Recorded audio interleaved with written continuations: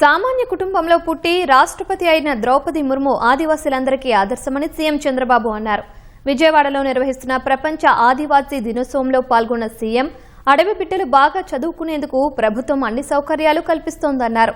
అవకాశాలను అందిపుచ్చుకొని ఉన్నతంగా ఎదగాలని పిలుపునిచ్చారు. గిరిజన ప్రాంతాల్లో గిరిజనులకే ఉద్యోగాలు దక్కాలనే సంకల్పంతో ప్రభుత్వం పనిచేస్తుందన్నారు. ఆర్థిక అసమానతలు తగ్గించి అందరి జీవన ప్రమాణాలు మెరుగుపడేలా కృషి చేస్తున్నట్లు చెప్పారు.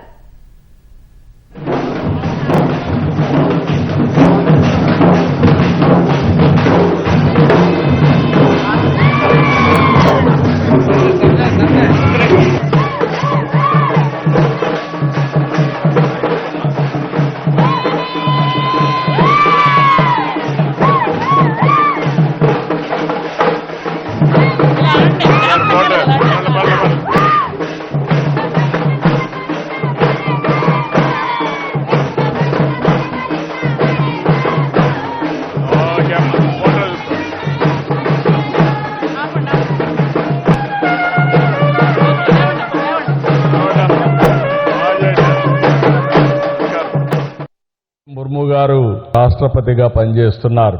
ఆవిడ కూడా ఒక సాధారణ మహిళ, గిరిజన కుటుంబంలో పుట్టిన మహిళ, వీరోచితంగా జీవితాన్ని ముందుకు సాగించిన మహిళ. అందుకే ఈ రోజు భారత రాష్ట్రపతి అవ్వగలిగారు. అయితే ఈ సందర్భంగా మీరు గుర్తుపెట్టుకోవాల్సింది, నేను ఏంటి, ఎలా ఎదగాలి, ఈ సమాజానికి దేశానికి నేను ఏమి ఇవ్వాలి అనే లక్ష్యంతో మనం పనిచేయాల్సిన అవసరం ఉంది.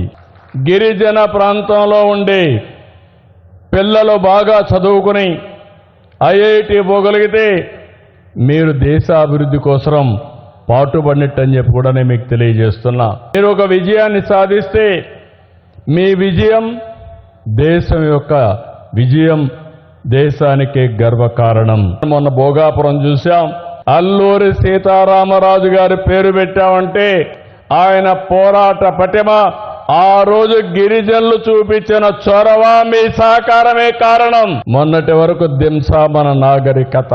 ఈ రోజు ఆ దింసాని మీరు చూస్తే గిన్నిస్ రికార్డ్ ఎవరైనా వెరిఫై చేస్తే దింసా అంటే ఏంటి, దీని చరిత్ర ఏంటి, ఏ విధంగా ఒక రికార్డు క్రియేట్ చేశారో చాలా స్పష్టంగా వస్తుంది.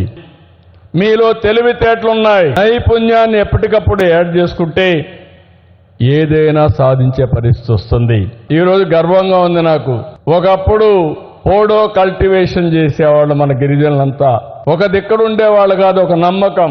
ఇక్కడి నుంచి కొండలన్నీకి వెళ్లిపోయేవాళ్ళు. ప్రభుత్వానికి కూడా చాలా కష్టం అయ్యేది. మొదటిసారి ఈ రోజు అనౌన్స్ చేస్తున్నా, పోడో కల్టివేషన్ ఆగిపోయింది. గిరిజనుల అభివృద్ధికి తిరుగు లేదని మరొకసారి విజ్ఞప్తి చేస్తున్నా. 27,39,000 మంది ఆదివాసీ జనాభా ఉంది. ఇంకో పక్క ఈ సంవత్సరం 4,764 కోట్లు ఖర్చు పెడుతున్నాం. ఏజెన్సీ వెనుకబడిన ప్రాంతం కాదు, అపారమైన అవకాశాల ప్రాంతం. ప్రణాళికాబద్ధంగా పనిచేసి గిరిజనుల్ని పైకి తేవడం పెద్ద కష్టం కూడా కాదు. నా దగ్గరికి ఎవరు వచ్చినా, నేను ఎవరిని కలిసినా, ఏది ఇచ్చినా ఏది ఇవ్వకపోయినా అరకు కాఫీ మాత్రం తప్పకుండా బహుకరిస్తాను. దేనికోసం? మార్కెటింగ్ చేయాలి, మీరు పండించే పంటలకు గిట్టుబాటు ధర రావాలి, గిరిజన రైతులు ఆదివాసులకు న్యాయం జరగాలని ముందుకు పోతున్నాను.